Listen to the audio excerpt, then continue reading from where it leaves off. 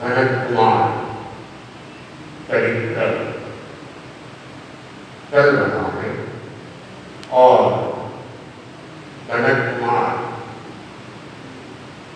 कनकपुर नगर के शेठ रत्नसार का बेटा, जिसकी मां थी रत्नसुता, और अनंत कुमार पढ़ लिख के होशियार हो जाता है। पिता के कार्य को वह संभाल लेता है और उसमें भी वह अपने आप में काफी अच्छे ढंग से उस कार्य को आगे वो बढ़ाने लगा। साथ साथ में वह अध्यात्म की दिशा में भी अपने आप को नियोजित करता था। संयम नंदन धन कुमार, नंदन धन कुमार, साहस का अवतार, नंदन धन कुमार, नंदन धन कुमार। संयम पथ पर चलता पल पल, दुर्व्यसनों से चलता पल पल। संयम पथ पर चलता पल पल, दुर्व्यसनों से चलता पल पल। हे धार्मिक संस्कार, नंदन धन कुमार, नंदन धन कुमार। उपासना संतों की करता, सद्गुण धन जीवन में भरता। उपासना संतों की करता, सद्गुण धन जीवन में भरता। पाता गान उदार, नंदन धन कुमार, नंदन धन कुमार। पर्व धर्म प्रति पर्व आदरे, नित्य धर्म को नित्य आदरे। पर्व धर्म प्रति पर्व आदरे, नित्य धर्म को नित्य आदरे। हे उज्ज्वल व्यवहार, नंदन धन कुमार, नंदन धन कुमार। साहस का अवतार, नंदन धन कुमार, नंदन धन कुमार। सद्गुण भंडार, नंदन धन कुमार, नंदन धन कुमार।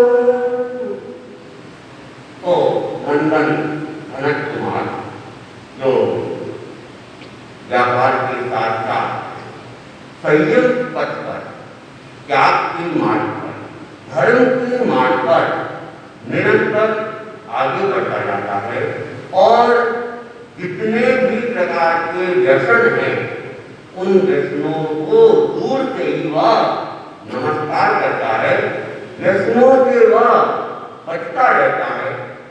जब व्यक्ति के पास में धन होता है तो कहते हैं कि धन के साथ में अनेक लोग साथ में मंडराने लग जाते हैं। अच्छी आदत वाले भी मंडराते हैं और बुरी आदत वाले भी मंडराते हैं। और उस समय अगर सजगता नहीं रखी जाती है तो जो बुरी आदत वाले हैं वे अपनी सचेत में गलत आदतें संक्रमित कर देते हैं, संप्रेषित कर देते हैं।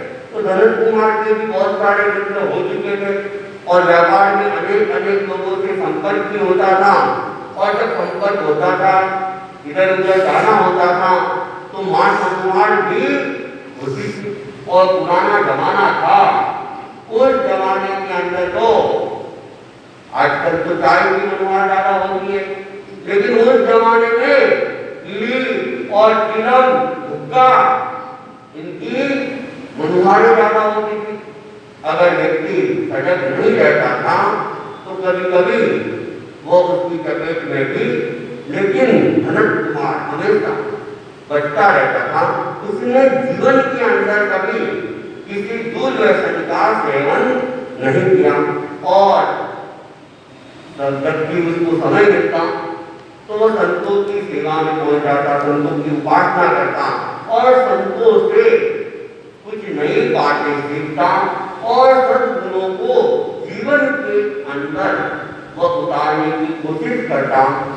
अपने ज्ञान को बढ़ाता और अपना व्यवहार सबके साथ सहज सात्विक और सरलतापूर्ण उज्ज्वल व्यवहार का सबके साथ में रखता था। साथ ही जो कौरव धर्म होते हैं उन कौरव धर्मों की निरंतर अनुपालना करता था।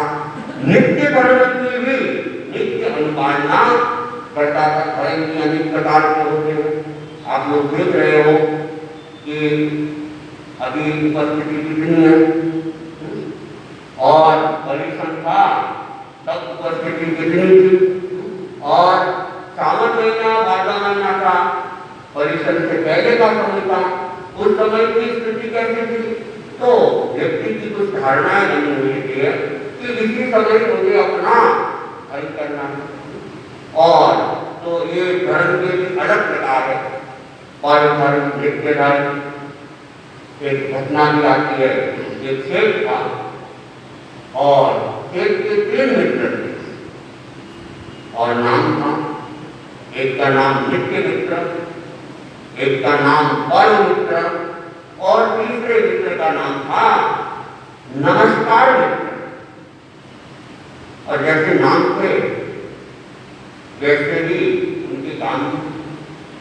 शेख के तीनों मित्र थे, तो जो नित्य मित्र था उसका क्रम था प्रतिदिन शेख के पास में जाना, शेख के पास बैठना। शेख भी उसको बड़ा आदर देता था, सत्कार देता था और रोज भी साथ में खान पान भी करता था। और कोई गुप्त बात भी होती थी तो उस नित्य मित्र के सामने खुलकर तो कहता था। और मित्र होली, दिवाली, राखी, आखिरी कभी कभार आ जाता था, खाना पीना होता और चला। और तीसरा जो मित्र था नमस्कार मित्र, तो बस केवल आते जाते कहीं रास्ते में मिल गए तो हाय हेलो जय जिनेंद्र नमस्कार कर, उसके द्वारा कोई संपर्क उसका नहीं था। तो समय बीतता जा रहा था और ये एक नियम है कि व्यक्ति का जीवन कभी भी एक तरीका नहीं करता। जीवन में उतार और चढ़ाव आते रहते हैं। और ये भी कहा गया है कि अगर जीवन में उतार चढ़ाव नहीं आए तो जीवन में सरलता भी नहीं आती।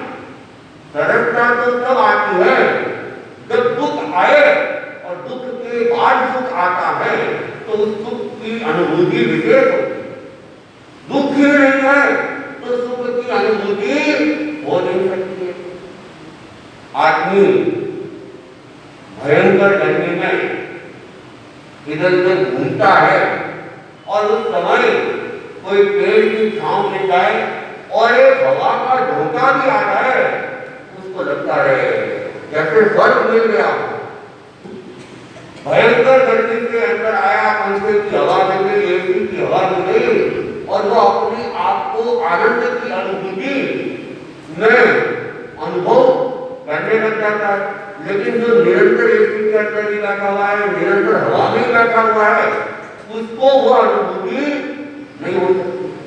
और किसी को प्यास लगी हुई हो, गला एकदम सूख रहा हो, पानी की तीव्र अपेक्षा हो और उस समय अगर ठंडा पानी मिलता है तो वो पहली घूंट भी बड़ी आनंद की अनुभूति है। तो जीवन में एक है कि दुख के बाद में सुख होता है तो सुख की अनुभूति भी विशेष होती है। तो ये चलता रहता है, कभी उतार, कभी चढ़ाव, कभी सुख, कभी दुख। तो शेख के साथ भी कोई घटना घटी। कुछ लोगों ने राजा के कान भर दिए और राजा के बेटे कानों के बच्चे होते हैं, बात सुनी और सीधा निर्णय ले लेते। उसकी खोज खबर भी करने वाले राजा गिरने ही होते। और राजा ने क्या किया, शेख को देश निकालने का आदेश दे दिया। शेख बुला गए और वो देखा उसको बड़ा संकट की स्थिति आ गई और इस संकट में अब मुझे कौन सहारा देगा, चिंतन किया। तो उसकी आशा की एकमात्र किरण थी जो मेरा नित्य मित्र है, जो हमेशा मेरे पास आता है, मेरे यहाँ खाना खाता है और मैंने उसे दुख से दुख बात भी बताई है, तो वह मेरा पक्का मित्र है और वो मुझे जरूर सहयोग देगा। ये चिंतन करके वो कहा जाता है नित्य मित्र के पास में आशा बड़ी नजरों के साथ वहां जाता है, मिलता है और उसकी सारी राम कहानी सुना देता और कहता है तुम्हारा ही सहारा है, तुम ही मुझे सहयोग दे सकते हो, तुम ही मुझे कोई स्थान सुरक्षित स्थान पे रख सकते हो। आशा की विश्वास था, लेकिन कहते हैं कि लोग सब स्वार्थी हो, जब तक स्वार्थ होता है सामने मीठे मीठे रहते हैं।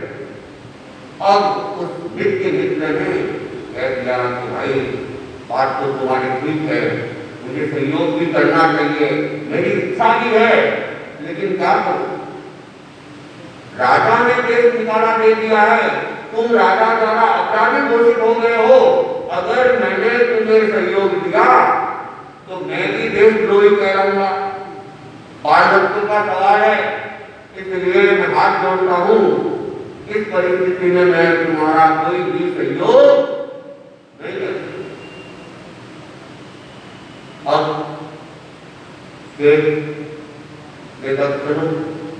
परमित्र सहयोग कर ले, वो परमित्र के घर जाता है, उसको भी अपनी आत्मव्यथा सुनाता है और क्या सहयोग की अपेक्षा करता है।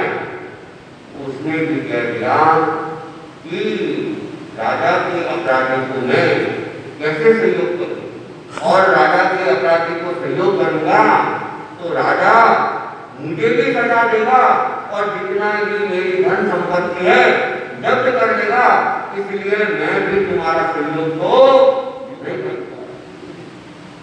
अब तो देश एकदम बदला गया, अब तो वही जो आशा की किरण थी वह भी समाप्त हो चुकी थी, तो वह दुखी होकर चिंतन करते हुए जा रहा था।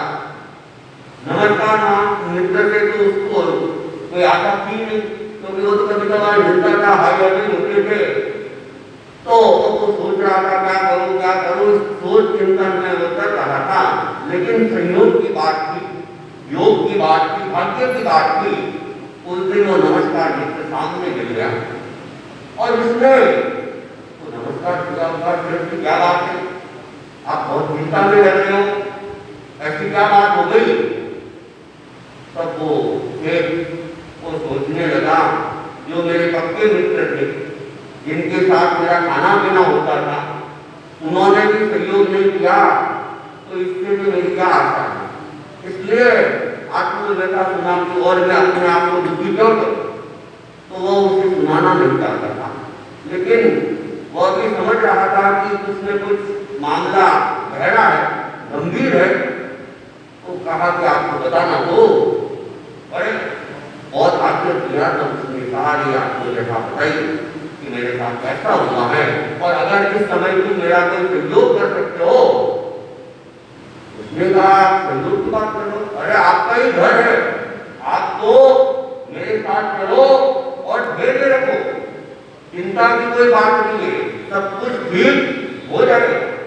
उसको आसान्वित किया, अपने घर ले गया और घर ले जाके रूम वगैरह में अच्छे से कराया, नाश्ता वगैरह कराया और उसके बाद में पेट से सुना पूरी कहानी को विस्तार से सुनता है और कहता है कि आप निश्चित रहो, मैं सारी व्यवस्था कर लूंगा। और वो राजा से मिलता है, राजा के पास जाता है और युक्तिपूर्वक बात राजा के सामने रखता है, तो राजा के भी समझ में आ जाता है मैंने तो गलती कर। तब पूछता है वो कहाँ तुम्हारे मित्र कहाँ है?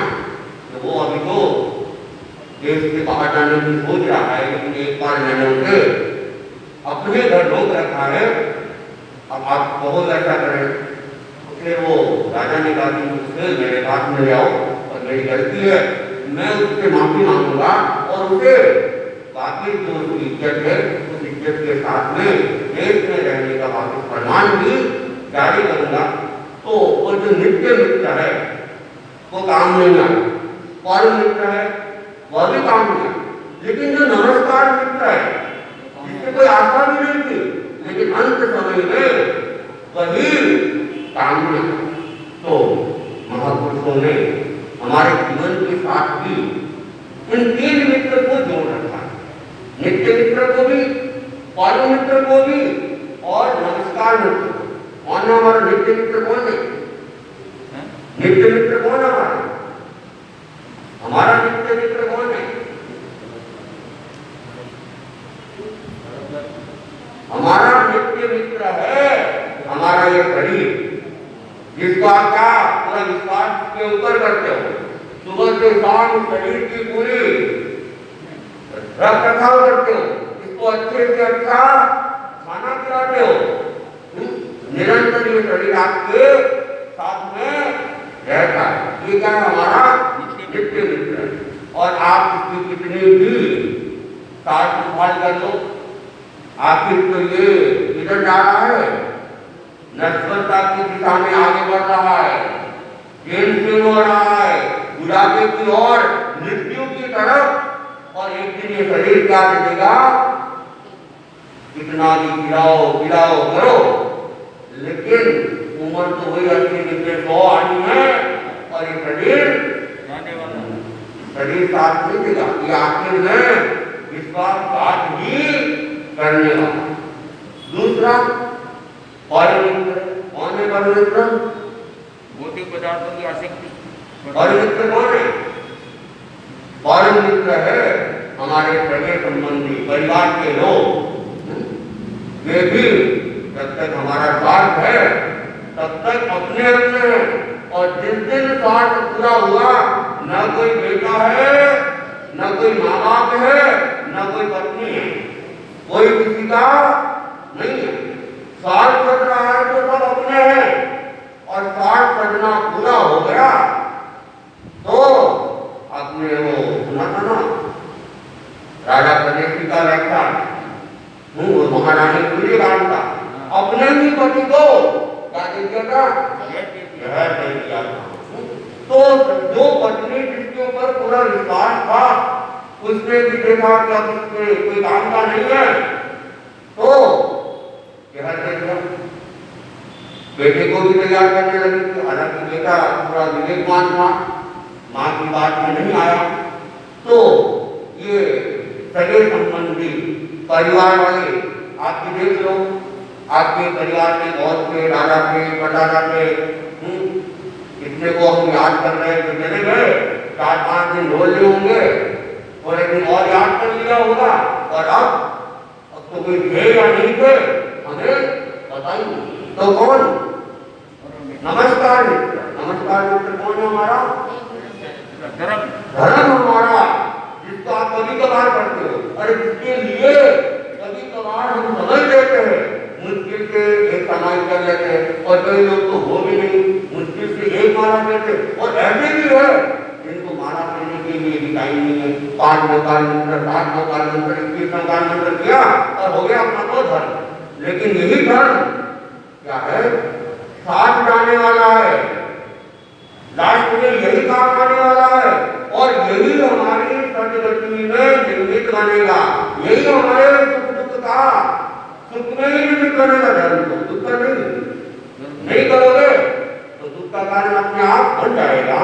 तो कहा है जिन धर्म भाषित धर्म तो समझो सच्चा मित्र, समझो सच्चा मित्र, अरहत भाषित धर्म के मिलता स्थान पवित्र, अरहत भाषित धर्म के मिलता स्थान पवित्र। तो जो जिनवर भाषित धर्म है वही हमारा सच्चा मित्र हो सकता है। तो हम क्या करें? उसकी नियमित आराधना करें। धनत कुमार जी क्या कर रहा है? नित्य जो करेंगे कार्य है, 14 नियम की धारणा है, सामायिक करना है, नमस्कार महामंत्र का जाप करना है, स्वाध्याय करना है, छोटी मोटी नौकरी कोर्ट वगैरह की तपस्या करनी है, पर नियमित कर रहा है। साथ में जब पॉल्यूशन आ जाते हैं, सावन भादों का टाइम आ जाता है, चंदनदाने के केले के टाइम आ जाते हैं, दिवाली का टाइम आ जाता है, तो उस समय भी जो करण्य होता है उसको वह करता है और व्यापार के साथ साथ वह अपने जीवन में सद्गुणों को बढ़ता बढ़ता अपने कदमों को वह आगे बढ़ा रहा है। तो वो कैसे आगे बढ़ता है और बढ़ते बढ़ते फिर किस प्रकार तलाव के साथ उतार आ जाता है, क्या घटनाएं घटित होती हैं और किस प्रकार वो साहस से उन चुनौतियों को पार करता है, इसका वर्णन हम समय के साथ करेंगे। ओम